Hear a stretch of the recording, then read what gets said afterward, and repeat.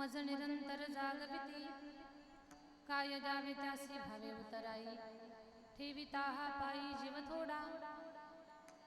प्रस्तुत कीर्तन रूपी सेवेसाठी निवडलेला अभंग महान भगवत भक्त श्रीमंत संत वैराग्याची महामूर्ती, वैराग्याचं ज्वलंत प्रतीक असणारे, सदेह वैकुंठाला जाणारे, पाचव्या वेदाचे निर्माते विश्ववंद जगद्गुरु तुकोबरायांचा चार चरणाचा फार महत्त्वपूर्ण असा अभंग सेवेसाठी निवडलेला आहे।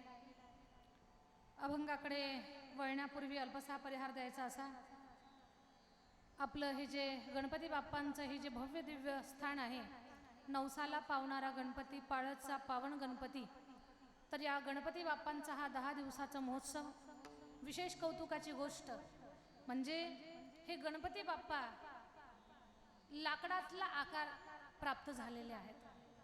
म्हणजे मी मागच्याही वर्षी जेव्हा मला इथे कीर्तनाचा योग प्राप्त झाला होता तेव्हा कदाचित मी एक गोष्ट सांगितली असेल की 4 धाम आहेत, बद्री केदार, द्वारका, रामेश्वरम आणि जगन्नाथपुरी। जगन्नाथपुरी जे जगन्नाथ भगवान आहेत त्यांच्या सुद्धा लाकडाच्या प्रतिमा आहेत, लाकडाची मूर्ती आहे। अगदी तसाच आपल्या गावचं पाळस गावचं हे दैवत आणि महाराष्ट्र, आंध्र, कर्नाटक, तेलंगणा या 3 राज्यातून भाविकांची प्रचंड गर्दी, भक्ताच्या नवसाला पावणारा, भक्तीला पावणारा, भक्तीला बोलणारा हा गणपती बाप्पा। आणि या बाप्पांच्या चरणावरती आपल्या सगळ्यांची प्रचंड श्रद्धा। अगदी लाकडाचं असं वाटत नाही पण लाकडाचा गणपती आहे, ही किती कौतुकाची गोष्ट आहे। आणि आपण सर्वजण भाविक मंडळी या 10 दिवसाच्या पर्व काळामध्ये बहुसंख्येने या महोत्सवामध्ये सहभागी होता, गणपती बाप्पांचं दर्शन घेता, कुणाचे काही नवस असतील ते नवस फेडण्याचं काम करतात, बाप्पांचा आशीर्वाद घेऊन आपल्या जीवनाचा प्रवास करत असतात। मग या गणपती बाप्पांच्या 10 दिवसाच्या उत्सवामध्ये बाप्पांना आनंद होईल असं आपण काहीतरी केलं पाहिजे, हा विचार आपल्या सांस्कृतिक विभागातील जी सगळी मंडळी आहे किंवा या संस्थांची जी काही सेवेकरी मंडळी आहे, ट्रस्टी मंडळी असतील किंवा या कार्यक्रमाची रूपरेखा आखणारे, कार्यक्रमामध्ये योगदान, सहकार्य, सेवा देणारी मंडळी, या सगळ्यांच्या मनामध्ये आलं की काहीतरी आपण आगळ्या वेगळ्या पद्धतीने कार्यक्रम घडवून आणायचा। मागच्या वर्षी काही सांस्कृतिक कार्यक्रम होते, काही धार्मिक कार्यक्रम होते, असा सुयोग साधलेला होता। पण आदरणीय महाराष्ट्र भूषण, कंठभूषण, हरिभक्तपरायण आमचे पुरुषोत्तम दादा पाटील, आमच्या पाटील बाबांनी सांगितलं, आपल्या मंडळाशी थोडीशी चर्चा झाली महाराजांची, की तुम्ही पूर्णच हरिकीर्तन ठेवा या 10 दिवसामध्ये आणि कीर्तन ठेवून एवढं नामस्मरण करा, एवढं नामस्मरण करा की बस देव तर जागृत आहे पण देव आपल्या सगळ्यांसोबत नाचला पाहिजे, एवढं तुम्ही नामस्मरण करा। आणि महाराजांच्या, आमच्या पुरुषोत्तम दादांच्या शब्दाला मान देऊन किंवा त्यांचा शब्द त्याच्यावर विचार करून आपण सगळ्या मंडळीनं 10 दिवस कीर्तनाचं नियोजन केलं। पण विशेष कौतुकाची गोष्ट, काकडा दुपारी भागवत कथा, आपल्याकडे भागवत कथा, शिवपुराण कथा चालू आहे, शिवकथा प्रवक्ते आदरणीय श्रद्धेय बालयोगी गजेंद्र बाबांची कथा आपल्याकडे आहे, ही सुद्धा खूप विशेष कौतुकाची गोष्ट आहे।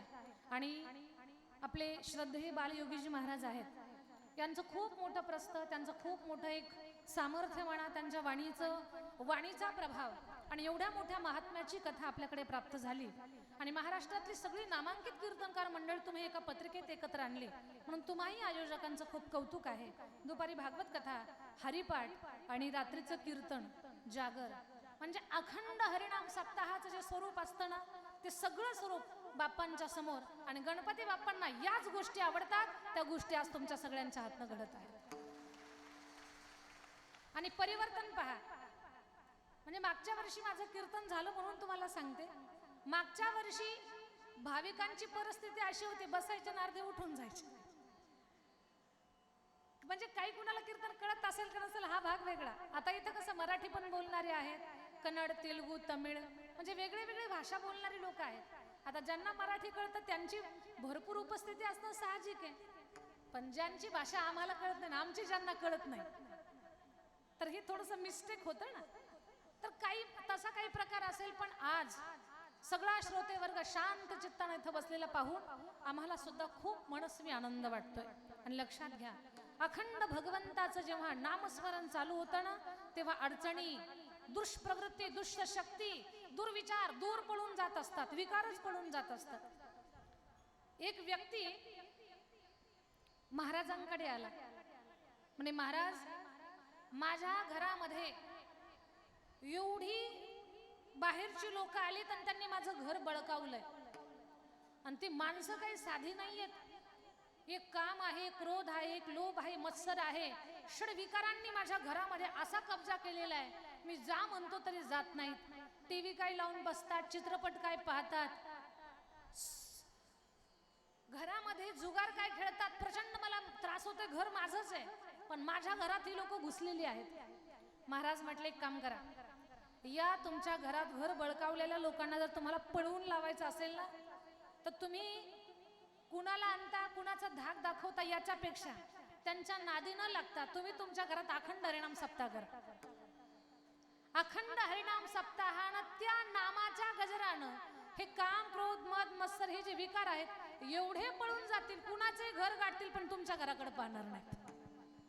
आणि मग त्या व्यक्तीनं घरामध्ये मोठे स्पीकर लावले, भजनी मंडळ बोलावलं, अखंड रामकृष्ण हरीचा जप केला, अखंड नामस्मरण केलं, अखंड हरिनाम सप्ताह. पहिला दिवस गेला, काकडा, हरिपाठ, ज्ञानेश्वरी पारायण, गाथा, भजन, भागवत, रात्रीचं कीर्तन. पहिला दिवस गेला, त्यांनी बळच सहन केलं. दुसरा दिवस झाला, तिसऱ्या दिवशी त्यांना काही ते नामस्मरण सहन होईला. घरमालकाला विचारलं, हे कधी बंद होणार आहे? म्हणे बोर्ड वाचा. म्हणे बोर्डात आहे अखंड हरिनाम सप्ताह. म्हणे हा अखंड, याच्यात खंड नाही, वाटलं तर थांबा, भजनाला लागा, नसल पटत तर निघून जा.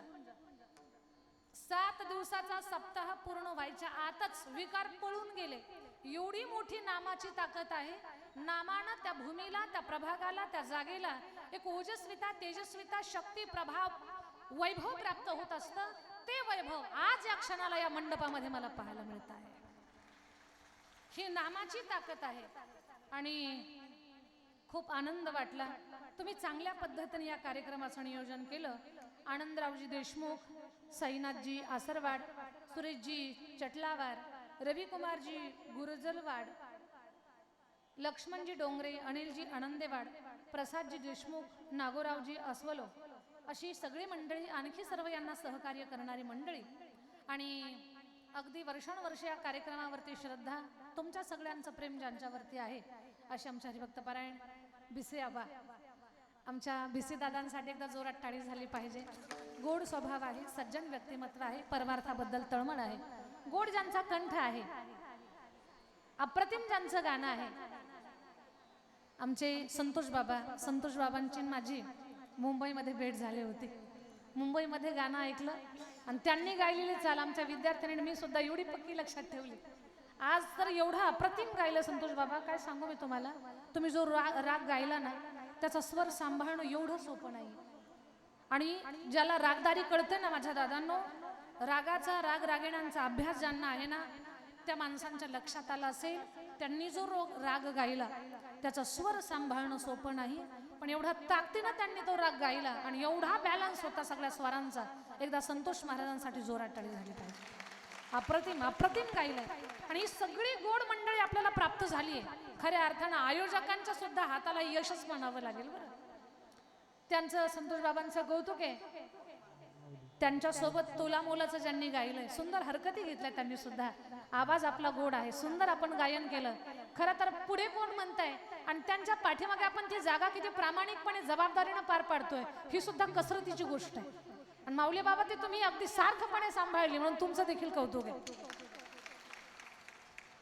क्या बात आहे, फार सुंदर. बरं, अप्रतिम वाजवलं तुम्ही, फार सुंदर वाजवता.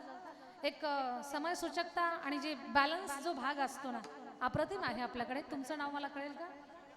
शंकर बाबा. शंकर बाबांसाठी सुद्धा जोरात टाळी झाली पाहिजे.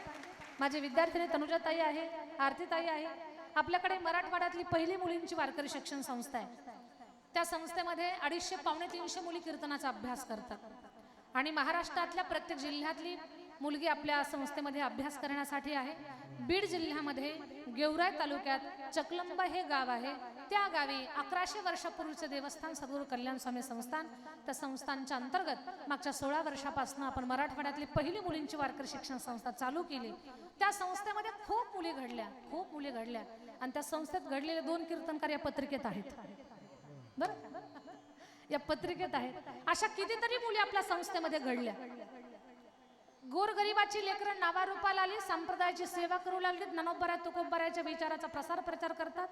आपल्या संस्थेत शिकलेल्या मुली 18 पुराणांच्या कथा करतात, पखवाज वाजवतात, गायन करतात। आमच्या संतोष बाबांना माहिती आहे, छोटी लेकरं चक्रधार गात होते। मुंबईमध्ये मी घेऊन गेले होते त्या छोट्या मुलींना।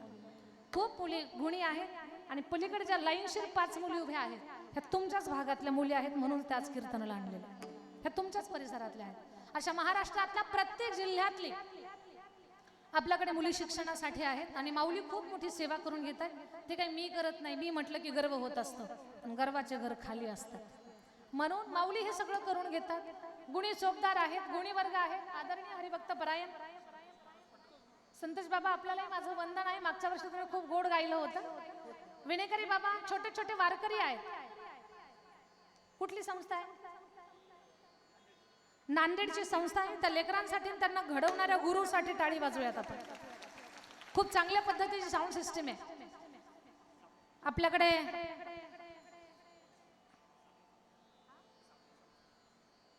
काही कळलं ना मला, बोल।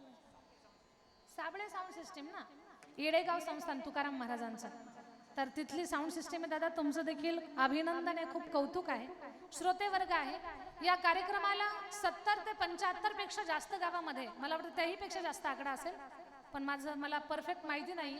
तर या कॅमेऱ्याच्या माध्यमातून अगदी टीव्ही पर्यंत या कार्यक्रमाचं प्रक्षेपण करून जे देत आहेत, या माझ्या दोन्ही भावंडांसाठी आपण कौतुकास्पद टाळी वाजवली पाहिजे।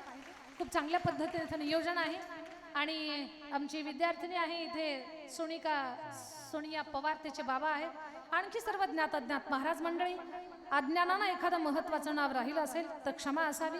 आपल्या सगळ्यांच्या मध्ये परमेश्वराचं चिंतन पाहू। विठ्ठल विठ्ठल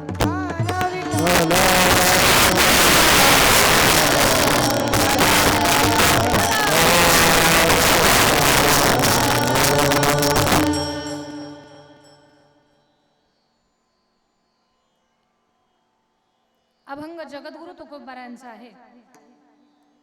जगद्गुरु तुकाराम महाराज या अभंगामध्ये काय मांडतायत तो विचार, त्याच्यावर चिंतन करण्याचा आपण प्रयत्न करणार आहोत।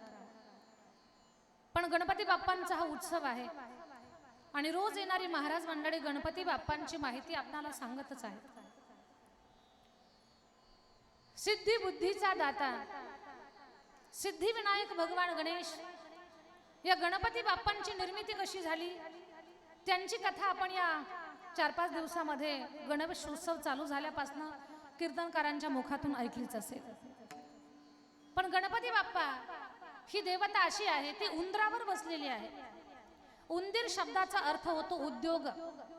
ज्या घरामध्ये गणपती बाप्पांचं पूजन होत असतं तर त्या घरामध्ये कधी उद्योगाला कमतरता नसते आणि ज्या घरामध्ये उद्योग असतो त्या घरात सारखी लक्ष्मी येत असते। आणि आज गौरी लक्ष्मी येण्याचा आजचा दिवस सुद्धा आहे, फार पवित्र दिवस आहे आजचा। गौरी आणि गणपती या सणाला लेकीबाळींना माहेराची ओढ लागलेली असते। बंधू येईल माहेरी न्यायला, गौरी गणपतीच्या सणाला। बंधू येईल माहेरी न्यायला, गौरी गणपतीच्या सणाला। तर हा गौरी गणपतीचा गणेश उत्सवात आज गौरींचं आगमन आहे। प्रत्येक घर आनंदानं, सुखानं, समाधानानं भरलेलं आहे। घरामध्ये मंगलमय विचार आहेत। त्या गौरींच्या पूजनाची, त्यांना गोडधोड स्वयंपाक बनवण्याची लगबग प्रत्येक माझ्या माई माऊलीची चालू आहे। लक्ष्मीचं येणं म्हणजे समृद्धीचं येणं आहे आणि गणपती बाप्पांचं पूजन ज्या घरामध्ये होत असतं त्या घरामध्ये लक्ष्मीला कधी कमतरता नसते, कारण गणपती बाप्पांची भक्ती करणारी माणसं सारखी उद्योगात व्यस्त असतात, कारण तो देवच उद्योगावर बसलेला आहे। उंदीर म्हणजे उद्योग। मला सांगा, उंदीर कधी तुम्ही शांत हातात जपाची माळ घेऊन बसलेला कधी पाहिलाय का? झोपले का पाळस उंदीर असा कधी निवांत घोरताना तुम्ही पाहिलाय का? उंदीर सारखा ना काही उद्योग करत असतो, तो कधी शांत बसत नाही. आणि फार विचित्र आहे उंदीर. श्रीमंताच्या नोटा खातो आणि गरीबाचे कपडे खातो. एवढा कठीण आहे तो. तो सारखा काही ना काही उद्योग करत असतो. त्या उद्योगावर जी देवता बसली ती भगवान गणेश महाराज. आणि ते गणपती बाप्पांचं पूजन ज्या घरामध्ये रोज नित्यानं होतं त्या घराला कधी लक्ष्मीची कमतरता पडत नाही. त्या घरात सारखं चलन फिरत असतं. त्या घरावरती रिकाम तिकडे भांडणं सुद्धा कधी येत नाहीत का? त्या लोकांना बोलायला वेळच नाही, भांडणं करायला वेळ नाही, याच्या त्याच्या गप्पा मारायला वेळ नाही. उद्योगात व्यस्त असणारी माणसं कधी वेळ काढून कोणाच्या घरी जाऊन गप्पा मारत नाही. सखूची सून आली का राधाची सून गेली का हे त्यांना कामच नाही. थोडा तानपुरा कमी करा. तर मला एवढं सांगायचं आहे तुम्हाला, भगवान गणेश महाराज यांचं पूजन जिथे होतं तिथे धन धान्य समृद्धी या गोष्टींची कमतरता नसते. आता गणपती उत्सवाच्या निमित्त मी तुमच्याकडे आलेले आहे. आणखी एक मोलाची गोष्ट सांगते. आपल्या घरामध्ये गणपतीचं पूजन जेव्हा आपण करतो आणि मूर्ती बसवतो त्यावेळेला कमरेला सापाचा करगोटा असलेला गणपती जर तुम्हाला भेटला तर आवर्जून घेऊन या आणि तो त्या गणपतीची स्थापना करा. सापाचा करगोटा ज्या गणपतीच्या कमरेला आहे तर त्या गणपतीचं विशेष असं महत्व आहे. पण आता गणपती बाप्पा बसले, मग आता घरातले हलवायचे आणि दुसरे बसवायचे असलं करायचं नाही. जे बसले आहेत ते आनंदाची गोष्ट आहे. पण इथून पुढे भविष्यात कधी जर भगवान गणेश आपल्या घरी आपण आणले तर गणपती बाप्पा घरी घेऊन जाताना गणपती बाप्पांच्या मूर्तीचं तोंड हे आपल्याकडे असलं पाहिजे. अशा पद्धतीने घरात घेऊन जावं आणि त्या गणपती बाप्पाच्या कमरेला सापाचा करगोटा असला पाहिजे. हे थोडंसं शास्त्र आहे. आणि विशेष कौतुकाची गोष्ट एक आणखी एक महत्वाची मोलाची गोष्ट सांगते मी तुम्हाला. उद्या दुर्वाष्टमी, राधाष्टमी, उद्याचा पर्वकाळ आहे खूप मोठा. तर उद्या ज्याला शक्य असेल त्यानं 21 दुर्वांची पेंढी करायची. 21 दुर्वांची एक पेंढी, अशा 108 पेंढ्या. 21 दुर्वाची एक पेंढी, अशा 108 पेंढ्यांची माळ तयार करायची आणि उद्या गणपती बाप्पांना अर्पण करायची. तुमच्या जीवनातली जी कोणती अडचण असेल ती अडचण तुमची अल्प कालावधीमध्ये कमीत कमी 3 महिन्यामध्ये ती अडचण तुमची संपून जाईल. उद्याचा खूप मोठा पर्वकाळ आहे. गणेश पुराण या ग्रंथामध्ये आलेली ही गोष्ट आहे. 21 दुर्वांची पेंढी बनवून 108 पेंढ्या गणपती बाप्पांना अर्पण करायच्या आहेत. ती माळ उद्याच्या दिवशी घरात न वापरलेली एखादी कटोरी किंवा वाटी, त्या वाटीमध्ये हिरवे मूग, हिरवे मुगाची डाळ माहिती आहे ना, हिरवे मूग, त्याच्यामध्ये गुळाचा खडा, 5 बेलाची पानं. तुम्ही जर आरोग्याच्या बाबतीत त्रस्त असाल, कुठल्याही प्रकारचा भयंकर तुम्हाला आजार असेल, त्या आजारासाठी तुम्ही खूप औषध गोळ्या, दवाखाना, ट्रीटमेंट खूप काही केलं पण पाहिजे तो गुण तुम्हाला येत नाही, तर वाटीभर मूग एका छान नवीन कोऱ्या वाटीमध्ये घ्या. त्याच्यामध्ये गुळाचा खडा ठेवा, 5 बेलाची पानं ठेवा. 21 वेळा तुमच्यावरनं ते उतरवा. स्वतःचं नाव आणि गोत्र बोला. गणपती बाप्पांच्या मंदिरात जा. उजव्या हातात ती कटोरी घ्या. गणपती बाप्पांकडे पहा. बाप्पांचा उजवा हात म्हणजे आपले डावा हाताची दिशा. बाप्पांचा उजवा हात. मंदिरात गर्दी असेल तर तुम्ही मंदिरातच जावं अशी काही गरज नाही. मंदिराच्या चौकटीमध्ये बाप्पांच्या उजव्या हाताची दिशा लक्षात घेऊन तिथे ती वाटी ठेवून निघून जा. बाप्पांना आपल्या दुःखाबद्दल सांगा. अल्प कालावधीमध्ये तुमच्या आरोग्याची कुठली अडचण असेल ती नष्ट होऊन जाईल. ही ताकद भगवान गणेशाची. पण उद्याच्या पर्वकाळावर ही गोष्ट तुम्हाला करावी लागेल. तर भगवान गणेशजी ही सिद्धी बुद्धी आरोग्यदाता भय निवृत्त करणारा हा देव आहे. अष्टविनायका तुझा महिमा कसा, अष्टविनायका तुझा महिमा कसा, अष्टविनायका तुझा महिमा कसा,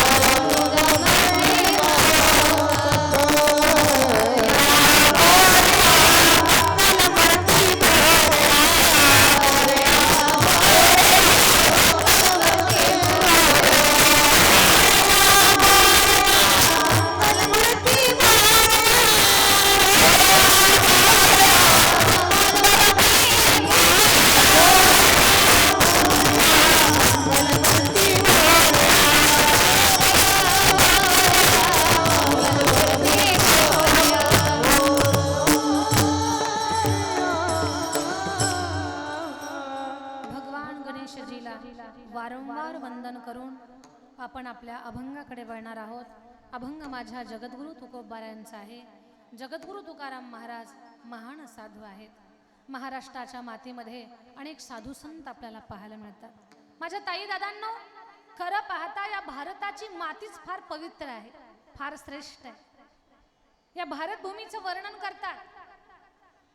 आता इथे आंध्र, कर्नाटक, तेलंगण, महाराष्ट्र एवढ्या प्रांतातली लोक आहेत, तर या प्रत्येकाच्या मनातला स्वाभिमान जागा होईल एवढी पवित्र माती आपल्या भारत देशाची. पवित्र ते कुळ पावना तो देश, पवित्र ते कुळ पावना तो देश.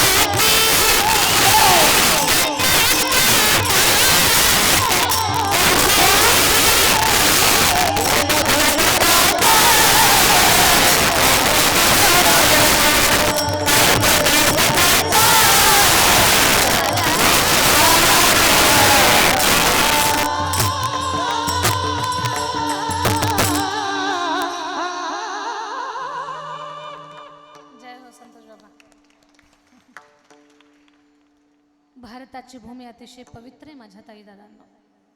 त्याच्यामध्ये महाराष्ट्रामध्ये सगळ्याच राज्यामध्ये साधू संतांची मांदियाळी पाहायला मिळते.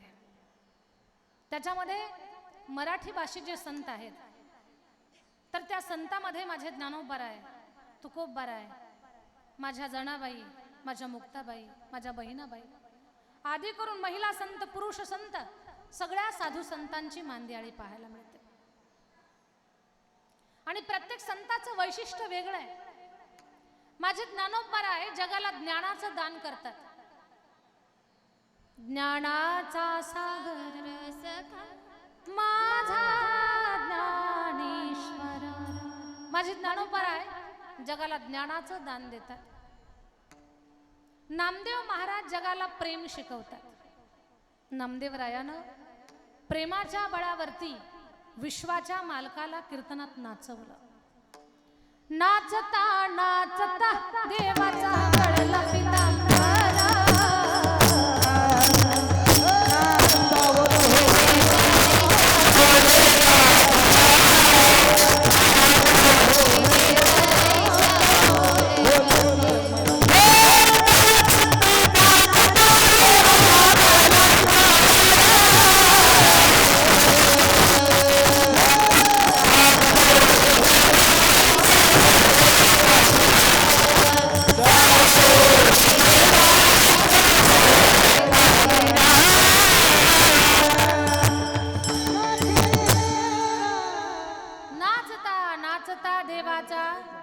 गळला पितांबर. नामदेवरायाच्या कीर्तनात देव नाचत होता पाळच. एवढा नाचला देव, त्याला पितांबर गळालेला कळाला नाही. नाचता नाचता देवाचा गळला पितांबर. नामदेवराया म्हटले, माझ्या या कीर्तनाच्या प्रेमामध्ये भगवान एवढा वेडावला, एवढा नाचू लागला की त्याला पितांबर गळालेला कळना. नामदेवराया म्हटले, हे प्रत्येक कीर्तनात हजर असतं. जेथे कीर्तनाची शोभा, पांडुरंग तेथे उभा. माझे भक्त गाती जेथे, नारदा मी उभा तेथे. दुसऱ्या एखाद्या कीर्तनात हा जर खूप बेभान होऊन नाचू लागला आणि याचा जर पितांबर गळाला तर अशी फजिती काही कामाची नाही. मग नामदेवरायांनी काय केलं, खांद्यावरचा शेला घेतला आणि स्वतःच्या कमरेला बांधला. देवाला सवय काय, जे नामदेवरायांनी करावं तेच देवानं करावं. देवानंही खांद्यावरचा शेला घेतला, कमरेला बांधला. नामदेवराया म्हटले, टेन्शनच संपलं, आता याला किती नाचू दे, पितांबर गळणार नाही.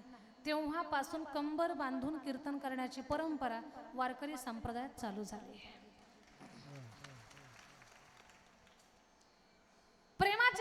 गळावरती ज्या विठ्ठलाला नाचवलं ते नामदेव महाराज आहेत. नामदेव महाराज स्वतःच्या चरित्रातून शिकवतात, अरे जर प्रेमाच्या शब्दानं, गोड शब्दानं जर देव जोडता येतो तर माणसं जोडायचं काय कठीण आहे. म्हणून आणि विचार करा, नामदेव रायांच्या तोंडामध्ये एवढा गोडवा आहे की नामदेव रायाच्या वाणीवर देव तर नाचलाच, पण विश्वाचा मालक त्यांच्या हातानं जेवला. मूर्ती देवी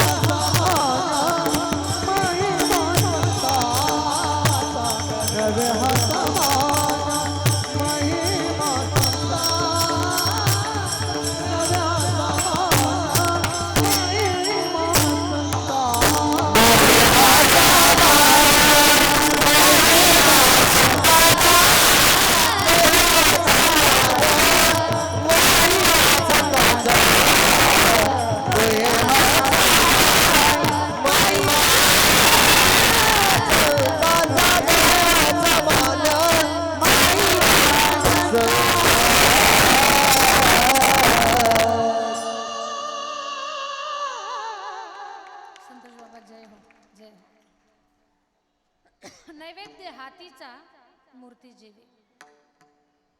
हा नाम्याची खीर चाखतो चोखोबाची, गुरे राखतो पुरंदराचा हा परमात्मा, वाली दामाजीचा. पुढचं जमल का तुम्हाला? काळज म्हणता का माझ्यासोबत? मी पुढे म्हणते, तुम्ही फक्त मागे म्हणा. कानडा राजा पंढरीचा म्हणा.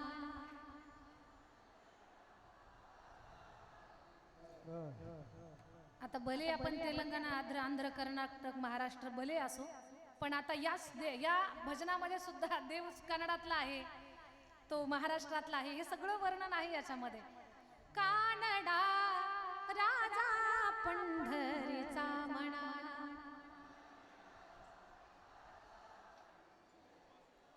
कानडा राजा पंढरीचा म्हणा.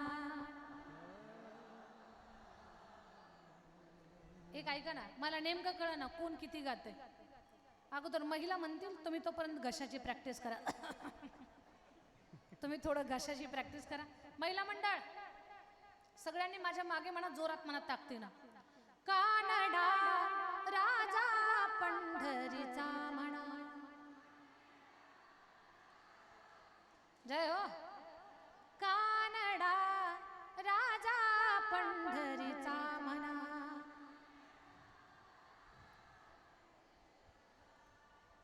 आता तुम्ही थांबा. आता यांची बारी, तुम्ही काही बोलू नका, तुम्ही थोडे थांबा. आता पुरुष मंडळ ताकदीनं म्हणायचं जोरात. कानडा राजा पंढरीचा.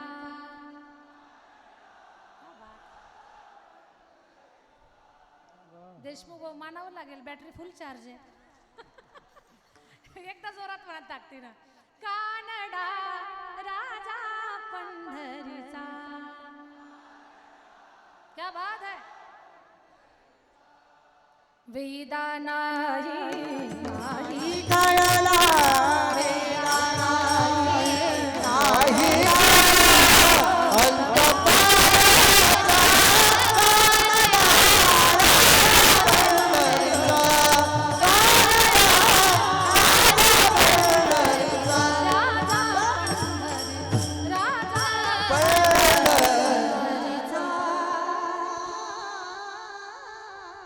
पंढरीचा.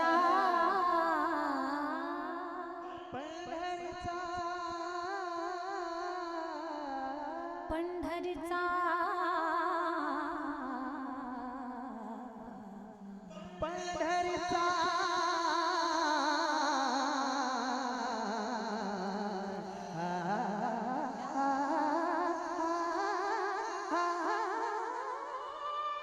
जय हो.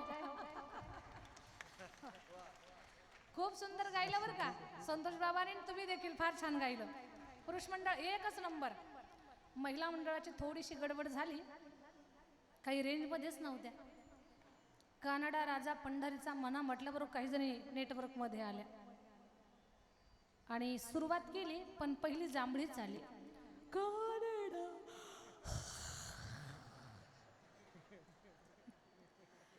काही कसाना चांगला प्रयत्न केला. तर एवढं सांगायचं आहे मला, नामदेवरायांची वाणी एवढी गोड आहे की विश्वाचा मालक नामदेवरायाच्या हातानं जेवला. त्यांच्या बोलण्यात तेवढं प्रेम आहे.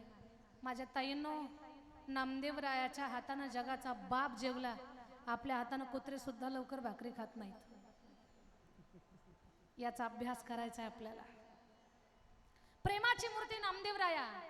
त्याच नामदेवरायावरती ज्यांची निष्ठा आहे, गुरु रूपात स्वीकारण पांडुरंगाची भक्ती केली, त्या माझ्या जनाबाई.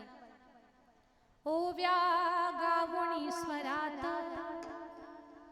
दासी जणीच्या घरा.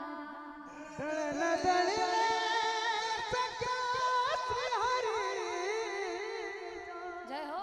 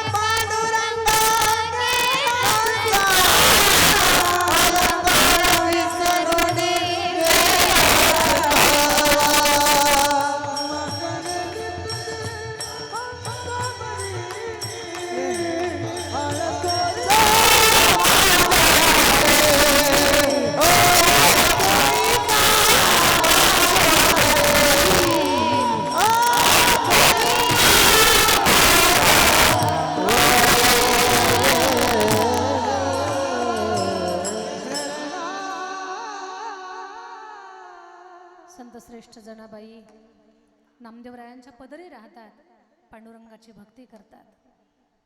त्या जनाबाई एकनिष्ठता शिकवतायत, समर्पण शिकवतायत. अगदी त्याचप्रमाणे शांती म्हणजे काय ते माझ्या शांतीब्रह्म एकनाथ महाराजांनी जगाला शिकवलं. आणि वैराग्य म्हणजे काय ते जगद्गुरु तुकोबाराया शिकवतात. ते माझे जगद्गुरु तुकोबाराया प्रत्येक माणसाच्या जीवनामध्ये साधूचं किती मोलाचं स्थान आहे अभंगाच्या पहिल्या चरणात सांगतायत. काय सांगू आता संतांचे उपकार, काय सांगू आता संतांचे उपकार, काय सांगू आता संतांचे उपकार, काय सांगू आता संतांचे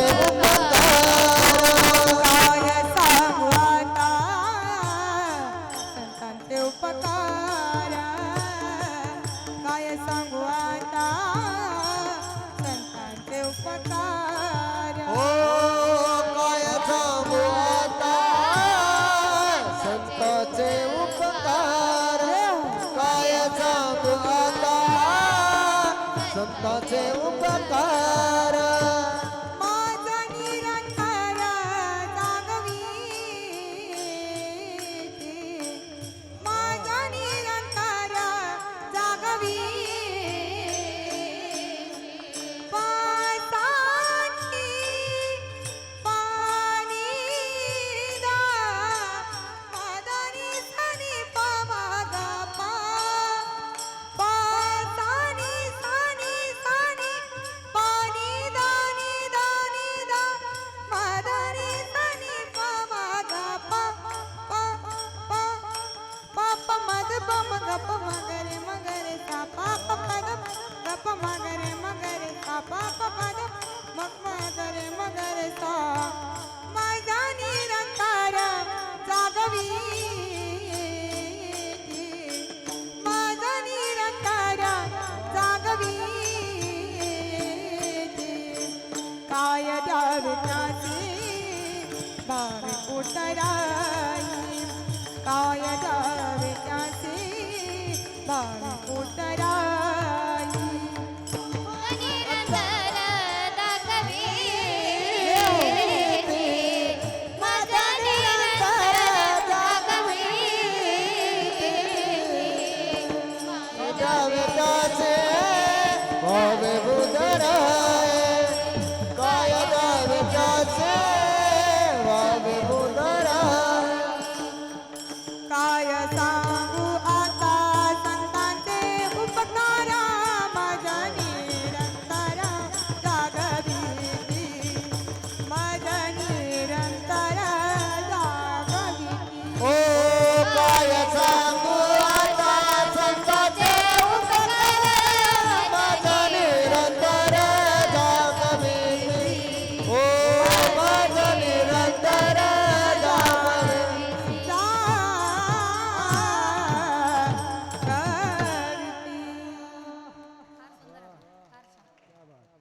काय सांगू आता संतांचे उपकार, मज निरंतर जागविती.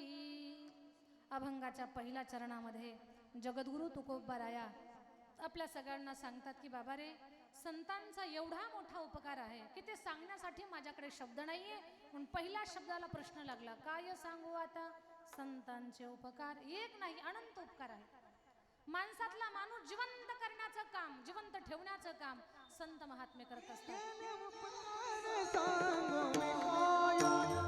केले उपकाराचा भूमिकाय,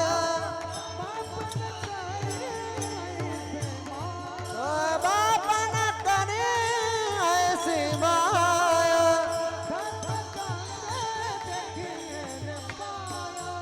मैं त्याचे देखिले पाय.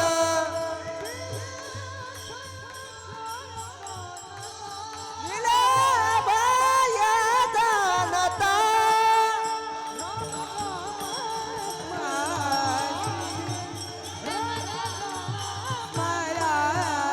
हो राम राम राधी, राम राम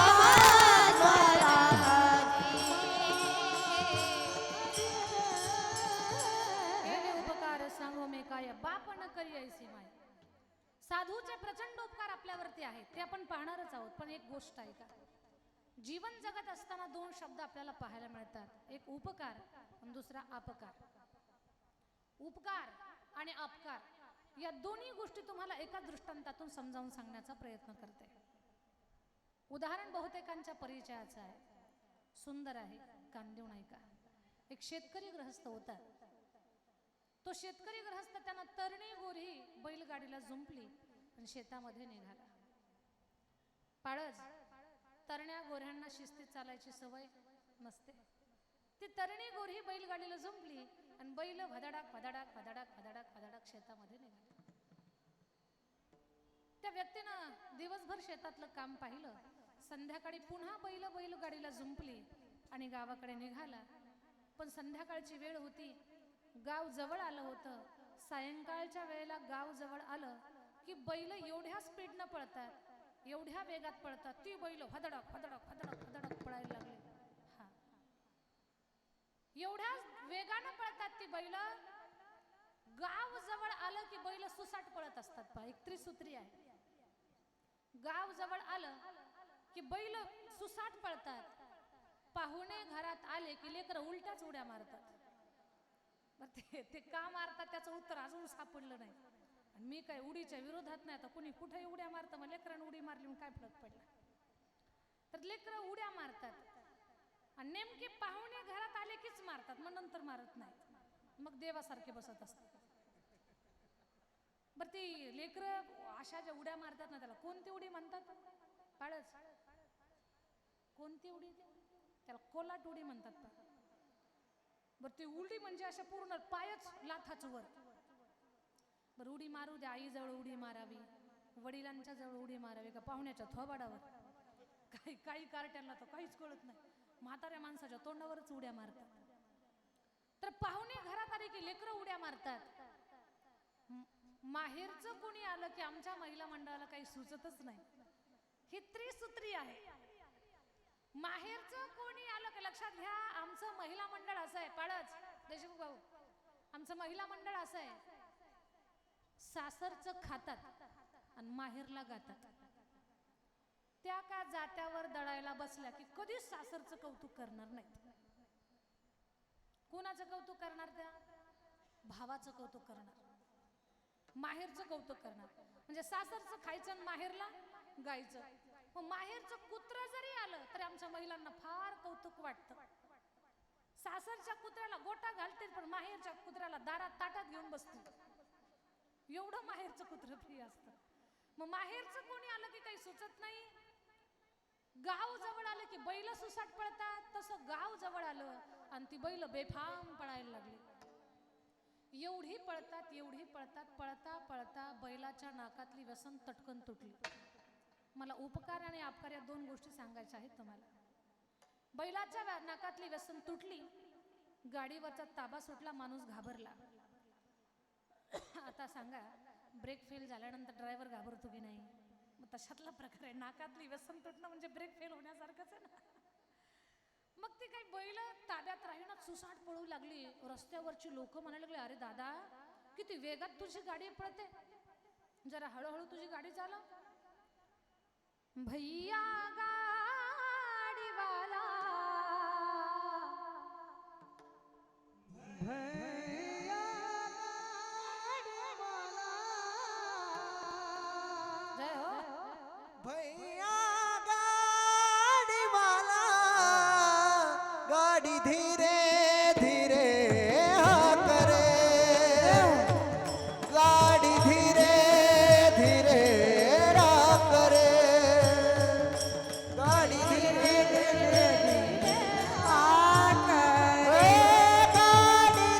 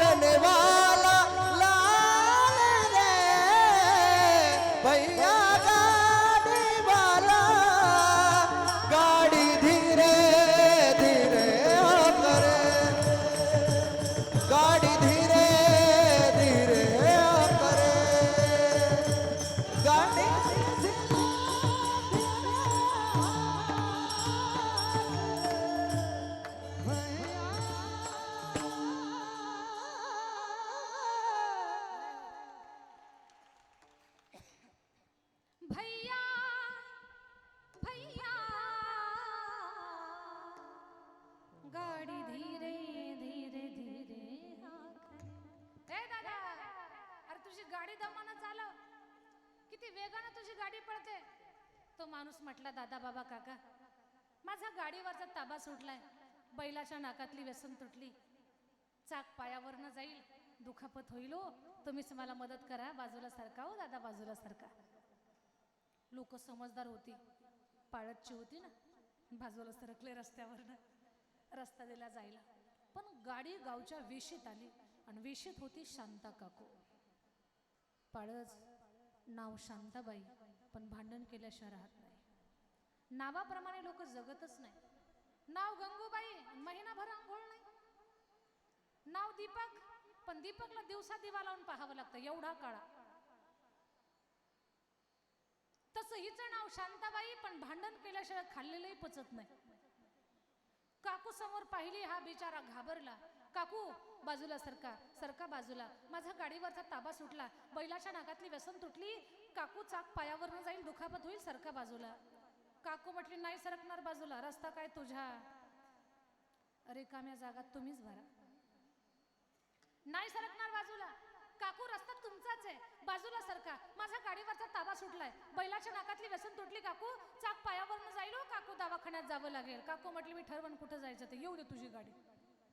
गाडी आली, भर चाक पायावरनं गेलं, पाय कडकनं मोडला. काकूनं दवाखान्यात जायचं तर पोलीस स्टेशनमध्ये गेले. त्याला खूप अभ्यास झाला होता. याच्यावर केस नोंदवली, केस कोर्टातून बोर्डावर, हे घरात रडत बसलं.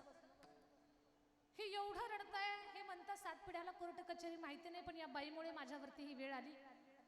याची बायको म्हणते, असं काय रडत बसलाय, एक वकील लावा, निर्दोष मुक्त व्हा. आलं वकिलाकडे, वकील साहेब उपकार करा, माझ्यावर उपकार करा, 7 पिढ्याला कोर्ट कचेरी माहिती नाही, पण या बाईमुळे माझ्यावरती ही वेळ आली. मी तिला सांगत होतो बाजूला सरक, पण सरकली नाही. मी म्हटलं, काकू रस्त्यावरनं बाजूला, मलाच म्हटले रस्ता काय तुझ्या, एवढं सगळं मला बोलली, आणि माझ्यावर हिच्यामुळे ही वेळ आली, मला याच्यातून बाहेर काढा, उपकार करा. वकील म्हटले, मी तुला याच्यातून बाहेर काढतो, पण तू जर निर्दोष मुक्त झाला तर 20,000 रुपये मला तू दक्षिणा दे. ठरलं, उपकार करतो मी, काळजी करू नको, लोकापेक्षा एक 10-5 रुपये मी तुझ्याकडनं कमी घेतोय. खूप उपकार होतील वकील साहेब, 7 पिढ्याला कचेरी माहिती नाही. वकिलांना सांगितलं, तुला आतमध्ये गेल्यावर कटघऱ्यात उभं करतील, हजारो प्रश्न विचारतील, पण उत्तर एकच द्यायचं, बुईंग म्हणायचं. म्हणे मी एवढ्या उत्तरानं सुटल का, म्हणे विश्वास ठेवून कामाला लाग. ते आज कटघऱ्यात उभं राहिलं. शांता काकू एका कटघऱ्यात, जज साहेब वरती वकील आले. वकिलांना याला विचारलं, नाव काय तुमचं? याला शिकवूनच ठेवलं होतं, फक्त बुईंग म्हणायचं, दुसरं काही बोलायचं नाही. हे म्हटलं बुईंग. वडिलांचं नाव बुईंग, आडनाव बुईंग. काही जरी विचारलं तरी बुईंगच म्हणायचं. वकिलाला प्रश्न पडला, 3-3 बुईंग कसे, नंबर सुद्धा नाहीत, बुईंग नंबर 1, बुईंग नंबर 2, बुईंग नंबर 3, सारेच कसे बुईंग. अरे गाव कोणतं? बुईंग. तालुका? बुईंग. जिल्हा? बुईंग. Mobile number? बुईंग. ह्या बाईला कसं लागलं? बुईंग. अरे इथं आलात कसे? बुईंग. काही जरी विचारलं ते बुईंगच म्हणायचं. काकूची तळपायच्या मस्तकाला गेली. काकू म्हटली, जज साहेब मुर्दा आज बुईंग बुईंगच करतोय. काल जोरात म्हणत होता काकू, बाजूला सरका, बाजूला सरका, बैलाच्या नाकातली व्यसन तुटली, गाडीवरचा ताबा सुटलाय, बाजूला सरका, चाक पायावर न जाईल. मीच त्याला म्हटले, नाही सरकणार बाजूला, रस्ता काय तुझ्या. हे कुणी कुणाला सांगितलं? काकूनं जज साहेबांना सांगितलं. साहेबांच्या लक्षात आलं, हे सांगत होतं, पण हीच बाई ऐकत नव्हती. म्हणजे दोषी ही बाई, बाबाचा काही दोष नाही. धरलं त्या बाईला आणि टाकलं कस्टडीमध्ये. ह्याला निर्दोष मुक्त केलं. हे उड्या मारतच घरी आलं. नरणारा नरणारा नरणारा नरणारा. बायकोला म्हटलं, अगोदर कुरडई पापड भजे करून खाऊ दे मला पोटभर. बायकोनं कुरडई पापड भजे केले. यानं 10 भजे एकदाच तोंडात भरले. वकील दारात हजर. वकील म्हणतात, ओ ग्रहस्थ, तुम्हाला निर्दोष मुक्त केलं, घरी येऊन भजे खाता, माझ्या दक्षिणेचं काय? तो म्हटलं, बुईंग. देशमुख दादा, कीर्तन झाल्यावर मला बुईंग करू नका म्हणजे झालं. तसं काही करणार नाही. आपले गणपती बाप्पा मोरया. तसं काही होणार नाही. दृष्टांत संपला. या दृष्टांतातून मला एकच सांगायचं आहे तुम्हाला की बाबांनो, वकिलानं केला याच्यावर उपकार, याला निर्दोष बाहेर काढलं ना, उपकार केला, पण यानं उपकाराचा केला अपकार. म्हणजे एका दृष्टांतातून या दोन गोष्टी आपल्याला पाहायला मिळतात, उपकार आणि अपकार. पण साधूचं जे जीवन आहे ना, ते अखंड समाजावरती, जनमानसावरती, दीनदुबळ्यावरती, गोरगरिबावरती ज्ञानदान करण्याचा उपकार करतायत, आपलं भलं सांगण्याचा उपकार करतायत, आपलं कल्याण कशामध्ये आहे ती गोष्ट. येते उपकारासाठी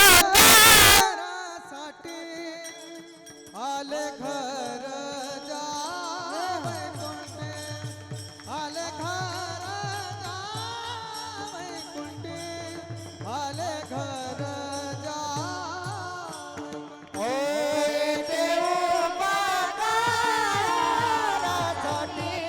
आले घर जावई कोणते, आले घर जावई कोणते, आले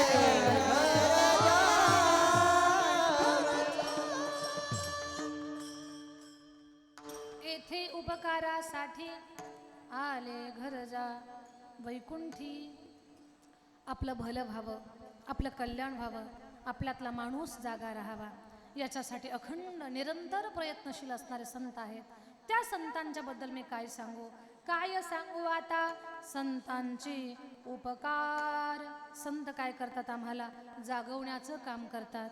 उठा जागे भारे आता,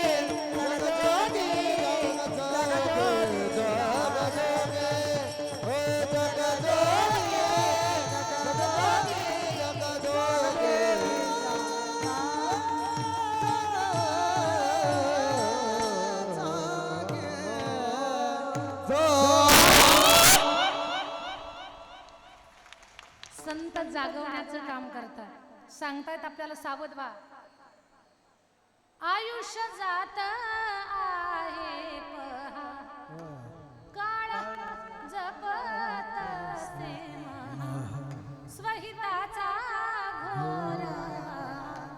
हे जागवण आहे, वेळ चाललाय, लवकर गणपती बाप्पांचं दर्शन घेऊन या, गणेशोत्सव साजरा करा. तुम्हाला वाटतंय ती दान दक्षिणा देणगी द्या, प्रसाद घ्या, कीर्तन ऐका, कथा ऐका, थोडीशी सेवा करा. हे मंदिर, हे राऊळ, हे प्रांगण झाडून काढा. काहीच नाही जमलं, चटई उचला, इथला कचरा जमा करा. काहीच नाही जमलं, जे भाविक जेवणाला येतात त्यांना बकेट घेऊन भाजी भात वाढण्याचं तरी काम करा. ही सेवा करा, गणपती बाप्पा कल्याण करतील तुमचं. माझ्या दादा, पाळस मध्ये आलेल्या प्रत्येक भाविकांना माझा शब्द कान देऊन ऐका. एखाद्या तीर्थक्षेत्रावर तुम्ही जर गेलात तर पहिला मुद्दा, तुम्ही त्या तीर्थक्षेत्राची स्वच्छता सांभाळा. पहिला मुद्दा, तिथलं पावित्र्य सांभाळा. त्या तीर्थक्षेत्राला स्वच्छ ठेवण्याचं काम करा आणि तिथे तुम्ही सेवा करा. सेवा तीर्थक्षेत्रावर तुम्ही गेल्यानंतर तुम्ही किती श्रीमंत आहात हे त्या गेटच्या बाहेर सोडून द्यायचं. आपण किती श्रीमंत आहोत हे गेटच्या बाहेर ठेवायचं. आतमध्ये येऊन मी गणपती बाप्पांचा भक्त आहे हे डोक्यात ठेवायचं. जमलं तर 4 झाडू 5 झाडू मारा, झाडून काढा. 4-5 झाडून काढा. नाही जमलं तर कचरा भरून बाजूला टाका. सेवा करा. लक्षात घ्या, भगवान शंकराच्या मंदिरामध्ये एक चोर चोरी मोजण्यासाठी बसला, पण खूप बेलपत्रांचा कचरा होता. त्यानं शर्ट अंगावरला काढला आणि थोडासा कचरा बाजूला काढला. माझ्या भोळ्या महादेवानं त्याला रात्रीतून कुबेर बनवलं. हे मंदिर झाडून काढण्याचं फळ आहे. आपलं तीर्थ, आपल्या घरातलं देवघर, आपले आईवडील, साधूचा आश्रम, हे आपल्या जीवनातली तिजोरी आहे. तिजोरी ते खरं धन आहे. मला एक गोष्ट सांगा, दिवाळीच्या वेळेला तुम्ही तिजोरीची साफसफाई करता की नाही? दिवाळीच्या वेळेला तुम्ही तिजोरीची साफसफाई करता. तिजोरीची साफसफाई करायला तुम्ही स्वतः हाताने करता का पगारी माणूस ठेवता? काळज तिजोरी जिथे आपण पैसे ठेवतो, दागिने ठेवतो, जमिनीचे कागदपत्र ठेवतो, त्या तिजोरीची साफसफाई हाताने करता का पगारी माणूस ठेवता? झोपल्या काका, सांगा मला पटकन, पगारी माणूस ठेवता का? नाही. हाताने करता की नाही? पगारी माणूस ठेवा ना एखादा. पगारी माणूस ठेवला तर तो सगळी सफाई करून जाईल, काहीच ठेवणार नाही. आपण हाताने करतो. आपल्या तिजोरीची साफसफाई करणं हे जसं आपण आपल्या हाताने करणं हे स्वतःचं कर्तव्य समजताना, तसंच तीर्थक्षेत्र सुद्धा आपली तिजोरीचे, त्याची सुद्धा साफसफाई आपण आपल्या हाताने करायची. पगारी माणसं कमी वापरायचे, पण आपल्या हाताने करायची. हे खरं धन आहे. हे धन आपण सांभाळलं पाहिजे. तीर्थक्षेत्रावर गेलात कधी मावा गोवा गुटखा खाऊन जाऊ नका. कुठे स्वच्छ पवित्र जागेवरती थुंकू नका. घाणेरडापणा करू नका. मदिरा प्राशन करून तीर्थक्षेत्रावर तर कधीच जाऊ नका. असंही आपल्या जीवनामध्ये कधी दर नशा करू नका. कारण दारू गांजा मत पियो यारो, अक्कल गुंग हो जाती है, अपने कमर का दाम खर्च कर मुंह में मक्खी आती है. दारू पिणाराचं आजपर्यंत भलं झालेलं नाही. पिणाराला कुत्र सुद्धा भुकत नाही. पडज पिणाराला कुत्र सुद्धा भुकत नाही. एक गल्लीतलं कुत्र होतं आणि घरातलं कुत्र होतं. दोघ जण संवाद करायचे. ते गल्लीतलं कुत्र कुणालाही भुकायचं.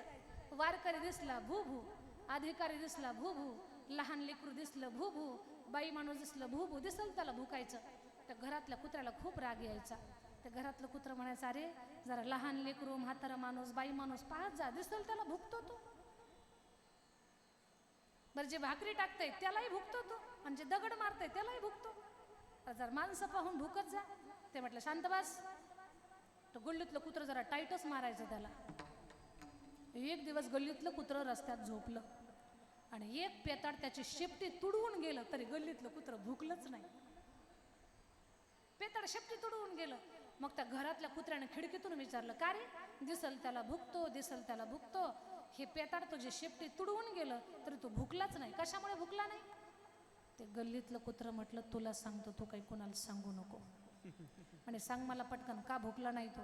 पण हे पहा, हे पेताडे, याला जर मी भुकलो असतो तर हे रात्रभर मला भुकत बसलं असतं, म्हणून मी याला भुकलो. पिणाराची एवढी दुरावस्था आहे, त्याला कुत्र सुद्धा लवकर भुकत नाही. पिणाराचं बायकोशिवाय कोणी ऐकत नाही. तुमच्यात कोणी पीत? सगळी माणसं वारकरी आहेत, मी तुमचं काही सांगत नाही. ऐका, पिणाराचं बायकोशिवाय कोणी ऐकत नाही. एक पेताड पिऊन घरात आलं.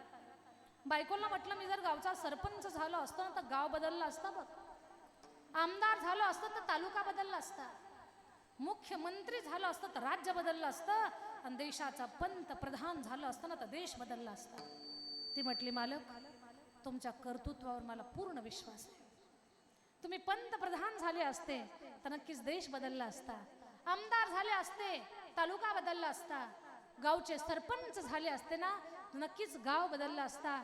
पण मालक तुम्हाला एवढी नशा चढली, एवढी नशा चढली, नशेमध्ये तुम्ही धोतर समजून माझी साडी घातली, ती अगोदर बदला, मग आपण बाकीचं बदलायला जाऊ.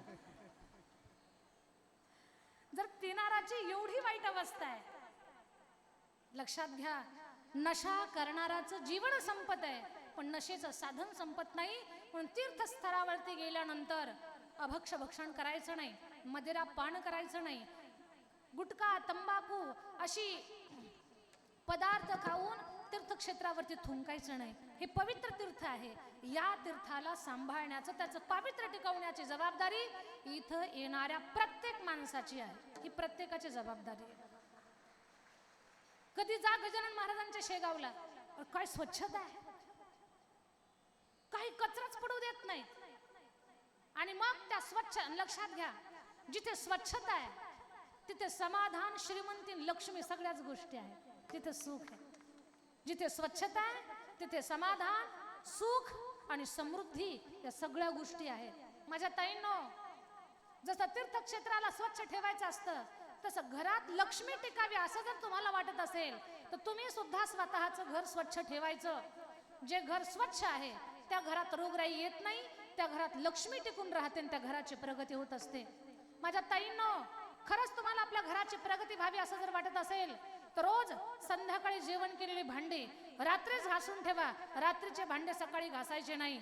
जी बाई रात्रीचे भांडे सकाळी घासते त्या घरात कधीच लक्ष्मी टिकत नाही. कळालं का तुम्हाला? हे कीर्तनातून घरी घेऊन जायचंय. जगणं कळालं तर कीर्तन कळल, आणि जगणंच नाही कळालं तर कीर्तनकार मेलं तरी कीर्तन कळणार नाही तुम्हाला. हे शिकायचंय आपल्याला. तुमच्या पण काही जबाबदाऱ्या आहेत.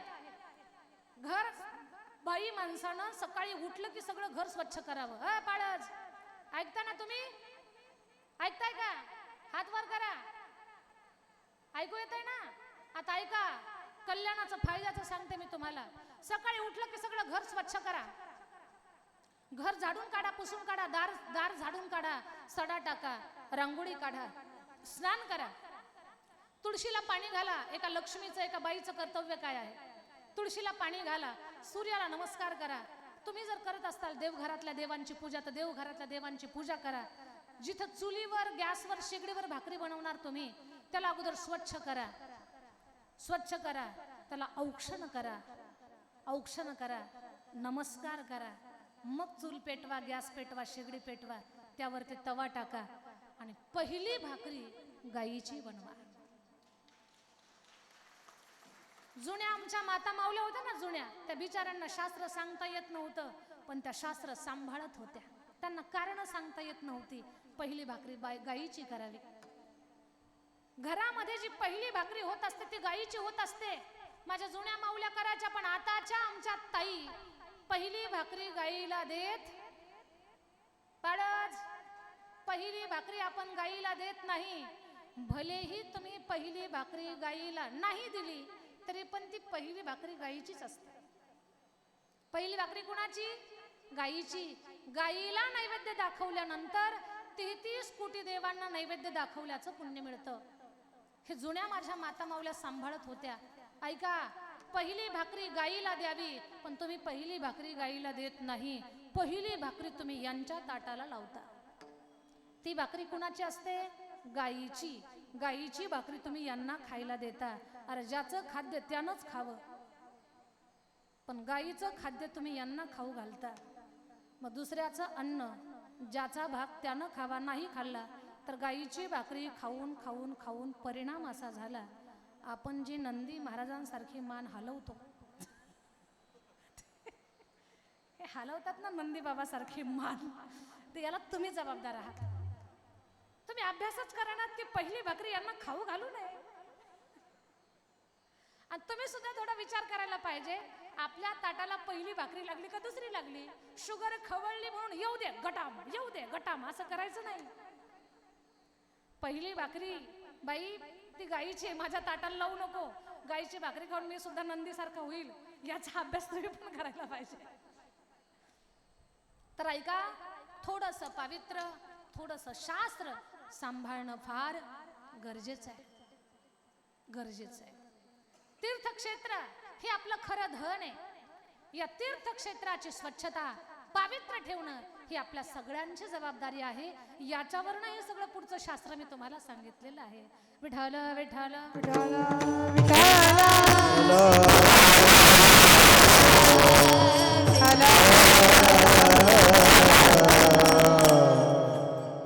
ऐका, संत सांगतात आपल्याला, बाबा रे काय सांगू आता, संतांचे उपकार मज निरंतर जागविती. चांगलं शिकवतात आपल्याला. आयुष्य थोडं आहे, परमार्थाला लागा, वेळ घालवू नका. आणि खरंच आपल्याला आयुष्य कमी आहे. समर्थ रामदास स्वामींचा अभंग सांगते आणि कीर्तन समाप्त करते, कान देऊन ऐका. सावधान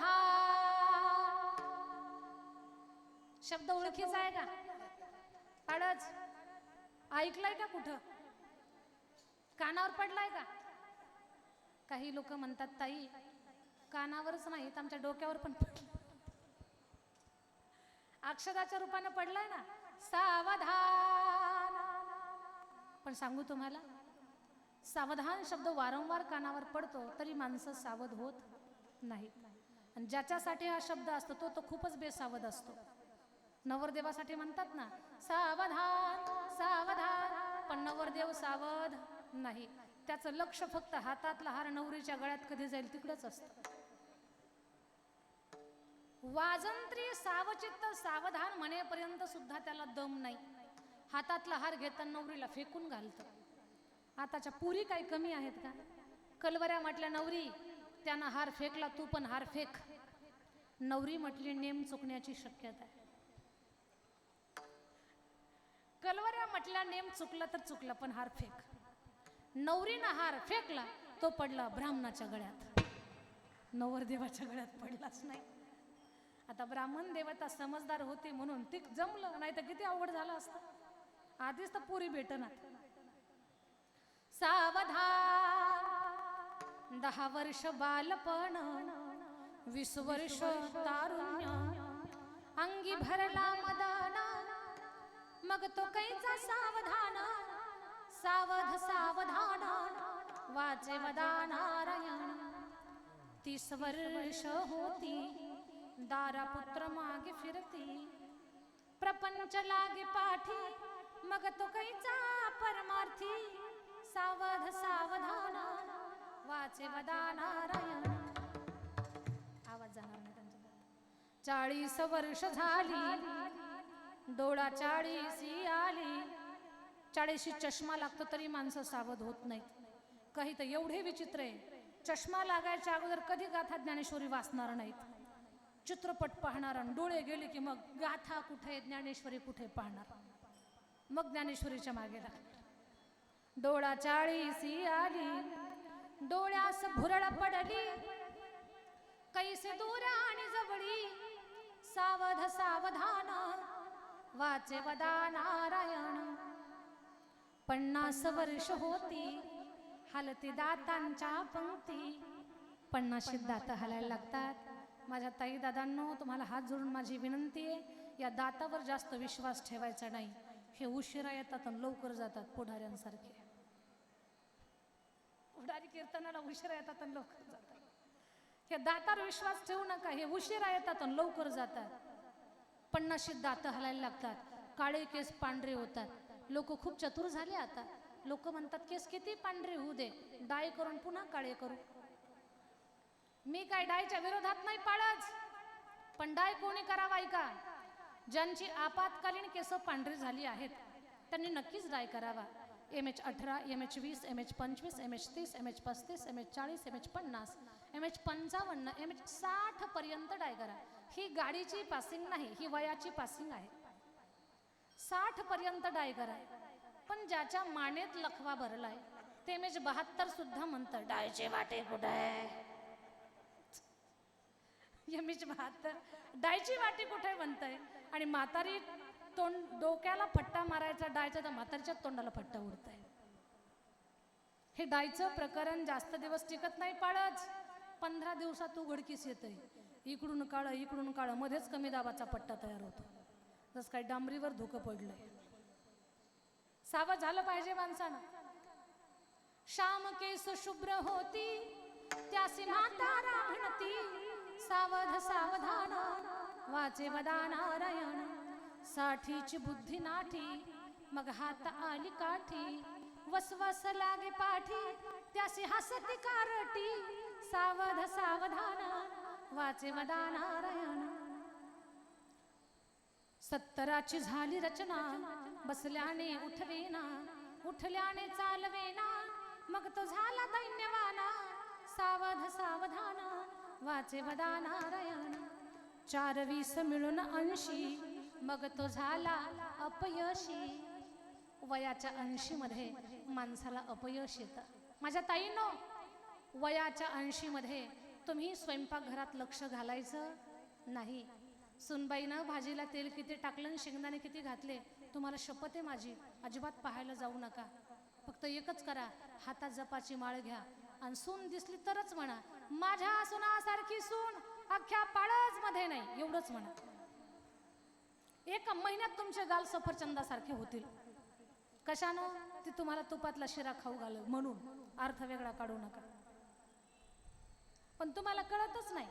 2024 मध्ये सुनबाईला डुसफूस करायचं नाही, तिला टाकून बोलायचं नाही, तिला पाण्यात पाहायचं नाही. तिच्या माहेरचे आल्यानंतर रात्री 2 वाजता उठून त्यांच्या पिशव्या तपासायच्या नाही. याच्यातला एकही प्रयोग 2024 मध्ये करायचा नाही. कारण आज काळ सासूचा, आज काळ कुणाचा आहे? कुणाचा आहे? काय प्रामाणिक आहेत तुम्ही? आज काळ सुनेचा आहे, सासूचा नाही. पूर्वीची सासू वाघीण होती, वाघीण. पूर्वीची सासू वाघीण होती, आताची सासू वाघाची मावशी आहे. थोडस सावध झालं पाहिजे माणसानं.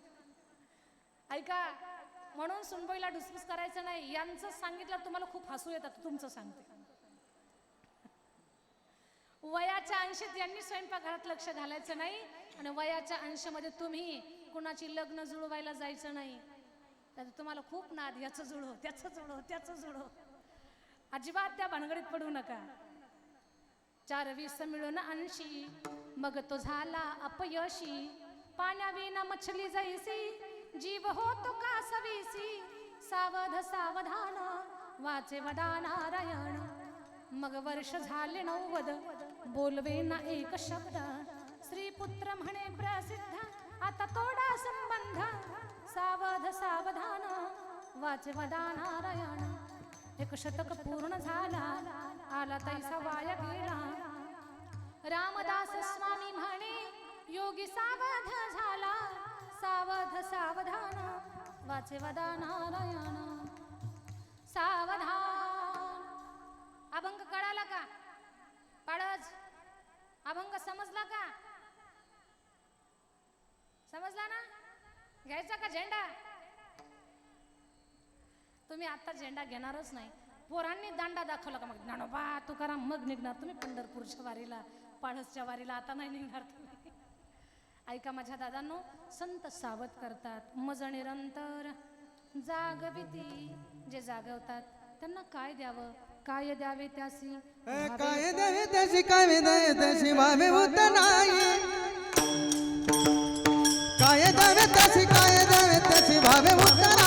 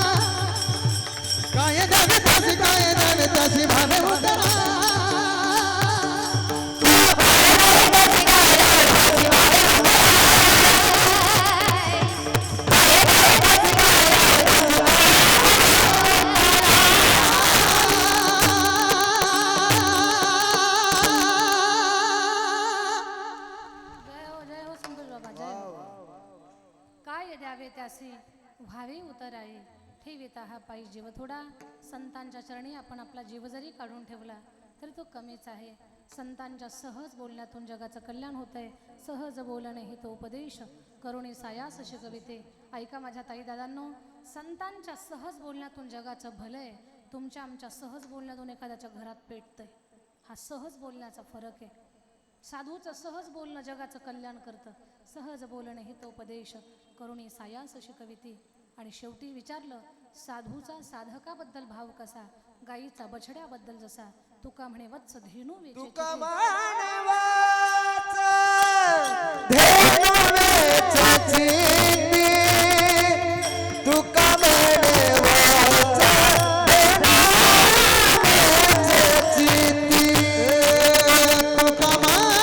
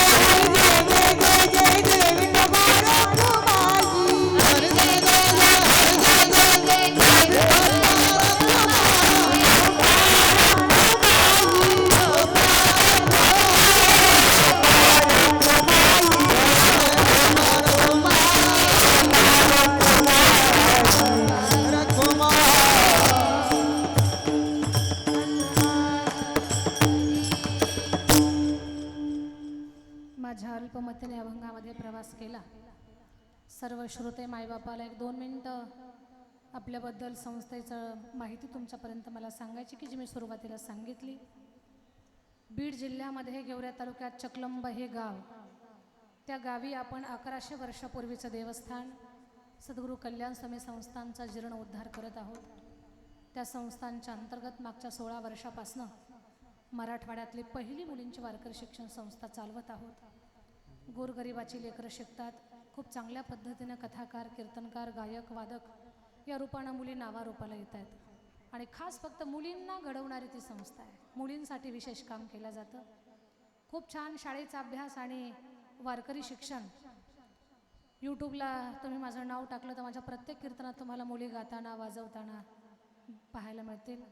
कल्याण स्वामी संस्थान नावाचं यूट्यूब चॅनल आहे. कैवल्य साम्राज्य आणि वारकरी कीर्तन रंग या 3 चॅनलवरनं संस्थांचं काम चालतं, संस्थेचं काम चालतं. तर या संस्थांच्या संवर्धनासाठी आम्ही संस्थांचा जीर्णोद्धार करत आहोत. त्या जीर्णोद्धारासाठी कुठली राजकीय शासकीय मदत नाही. आम्ही जिथे कीर्तनाला जातो तिथे लोकांना सांगतो की आम्ही एका संस्थांचं बांधकाम करत आहोत, की ज्या संस्थांच्या अंतर्गत गोरगरिबाचे लेकरं मोठे होत आहेत. खूप मोठी सेवा आहे तिथे. घरात 2 पोरी सांभाळायच्या अवघड असतात, 300 लेकरांना कसं सांभाळत असं आम्ही याचा विचार करा. जे वय मुलीचं चुकण्याचं असतं, जे वय मुलींचं चुकण्याचं असतं, त्या वयात त्या मुलीच्या हातात आम्ही गाथा ज्ञानेश्वरी देतो. हा खूप मोठा संघर्ष आहे. बस या कामाला आम्हाला महाराष्ट्रभरातून लोक मदत करतात. आज पाळजकरांना माझी विनंती आहे, स्वतःसाठी खूप जगतो आपण, पण जिथे चांगलं काम चालू आहे त्या कामासाठी आपण सहकार्य केलं पाहिजे, आपण मदत केली पाहिजे. या व्यासपीठावरती त्या संस्थेत शिकलेले विद्यार्थी इथे येत असतील कीर्तनकार म्हणून, गायक म्हणून, तर ती खूप मोठी सेवा आहे.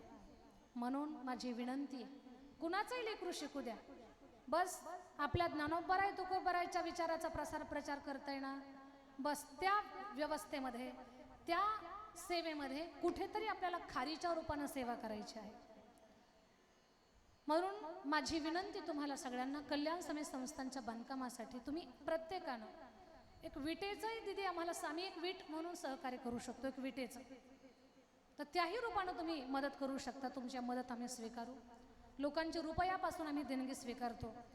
छोट्या छोट्या देणगीतून खूप मोठं भव्य बांधकाम चकलंबा संस्थांवरती चालू आहे. बस माझी विनंती. आणि ठराविक आणि मोजक्या मुली अशा आहेत देशमुख सर, ठराविक मुली अशा आहेत की त्यांना आई पण नाही वडील पण नाही, पण त्या मोजक्या आहेत. त्यांना सर्वस्वी आपण कथा कीर्तनातून जे आम्हाला मानधन प्राप्त होतं त्यातून सांभाळण्याचा प्रयत्न करतो. कुठेतरी यांचं पण पुण्य आपल्या वाटी घ्या. आपण आपल्या लेकराला संवर्धन करतो, त्याच्यासाठी खूप काही कोट्यावधीचा खर्च करतो, पण पैशासोबत आपल्या प्रपंचाला पुण्याईची पण गरज असते, तेव्हा प्रपंच आपला उन्नत होत असतो. म्हणून या पुण्याईमध्ये थोडंसं तुम्ही सेवादान देऊन सहकार्य करावं, हे सगळ्यांना विनंती. छोट्याशा दानानं गरिबी येत नसते, पण चांगल्या कामात मदत केली याचं समाधान आणि पुण्य तुम्हाला प्राप्त होत असतं. काम करणाऱ्याला बळ मिळत असतं, या गोष्टीची नोंद घ्या. सर्वांनी सहकार्य करावं ही विनंती. आणि उद्या 21 दुर्वांची जी गठडी आहे, अशा 108 गठड्या गणपती बाप्पांच्या चरणापर्यंत अर्पण करण्याचा प्रयत्न करा. वाटीभर मूग, गुळाचा खडा, 5 बेलाची पानं 21 वेळा स्वतःवरती उतरवून, डोक्यापासून पायापर्यंत 21 वेळा उतरवून, जर तुम्हाला काही रोगराई, दीर्घ आजार असेल तर हा प्रयोग करा. गणपती बाप्पा तुमच्या जीवनातलं दुःख हरण करते. पण उद्याच्या दिवशी, आज नाही आहे, उद्या राधाष्टमी आहे, उद्या दुर्वाष्टमी आहे, उद्या अष्टमीचा पर्व काळ आहे. खूप मोठा पर्व काळ आहे उद्या. असे पर्व काळ लवकर येत नाहीत. म्हणून उद्याच्या पर्व काळावरती खूप चांगल्या पद्धतीनं तुम्ही गणपती बाप्पांचं पूजन करा. तुम्हाला गणेश उत्सवाच्या खूप शुभेच्छा. या कार्यक्रमाचं आयोजन ज्या सर्व सांस्कृतिक मंडळाचे या किंवा संस्थांचे सगळी ट्रस्टी मंडळी आहेत, सेवेकरी मंडळी आहेत, त्या सगळ्यांसाठी एकदा जोरात टाळी वाजवूयात. त्यांना गणपती बाप्पांचे खूप आशीर्वाद प्राप्त व्हावेत. आणि या वर्षी ट्रस्टी मंडळीने या ज्या कार्यक्रमाचं रूपरेखा आखली आहे, पुढच्या वर्षी याही पेक्षा ताकदीचा कार्यक्रम यांच्या हाताने व्हावा, एवढी बाप्पांच्या चरणी प्रार्थना. आणि वाणीला विराम. ज्ञानेश्वर माऊली ज्ञानराज माऊली तुकाराम, माऊली जय जय विठ्ठल. बोलिलेले खरे वेडी वाकुडी उत्तरे,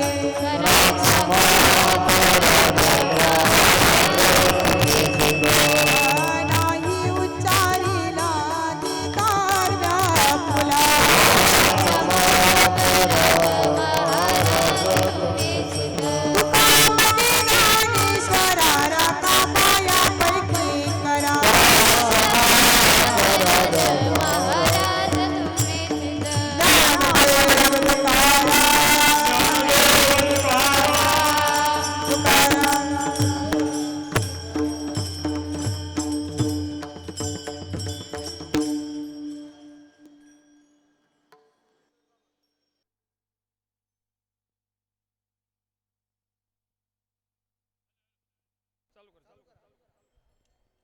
हॅलो, इकडे लक्ष द्या. रोजनिशी दिनचर्या उद्या सकाळी 4 ते 6 गंगाधर पाटील लिंगी व संचय यांचा काकडा, व नंतर 7 ते 11 सुभाष महाराज रेड्डी हंपोली व धर्मापुरी माऊली यांचं सुसरावायचं ग्रंथराज ज्ञानेश्वरी पारायण, संध्याकाळी हरिपाठ व रात्री 9 ते 11 ज्योतिताई धनाडे जालना यांचं सुसराव्यास कीर्तनाचा कार्यक्रम होणार आहे, तरी सर्वांनी याचा लाभ घ्यावा.